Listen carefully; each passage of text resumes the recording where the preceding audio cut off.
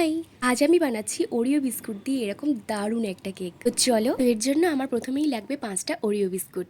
এখন একে একে সব বিস্কুটগুলোকে বার করে নেব। এরপর বিস্কুটগুলো আর ক্রিমগুলোকে আলাদা করে নেব। এরপর বিস্কুটগুলোকে সাইডে রেখে শুধু ক্রিমগুলোকে একসাথে ভালোভাবে মিক্সড করে নিয়েছি। আর আমি ক্রিমগুলোর সাথে অল্প একটু দুধ মিশিয়েছিলাম, কারণ ভীষণ শক্ত হয়ে গেছিল। এখন ওই বিস্কুটগুলোকে মিক্সির মধ্যে দিয়ে ভালো করে মিহি করে গুঁড়ো করে নিতে হবে। এরপর বিস্কুটের গুঁড়োর মধ্যে অল্প অল্প দুধ দিয়ে ভালোভাবে শক্ত করে হাত দিয়ে মেখে নিয়েছি। এখন লাগবে আমার এরকম একটা প্লাস্টিক।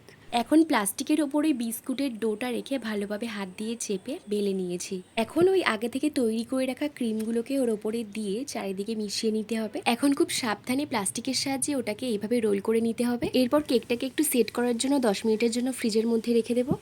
এখন 10 মিনিট পরেই ফ্রিজ থেকে বার করলেই কেকটা একদম রেডি। এরপর কেকটাকে আমি এইভাবে কেটে নিয়েছি। এটা খেতে দারুণ হয়েছে, একদমই মনে হচ্ছিল না যেটা বিস্কুট দিয়ে বানানো হয়েছে। দেখা হচ্ছে নেক্সট কোনো ভিডিওতে। আজকের মতো টাটা।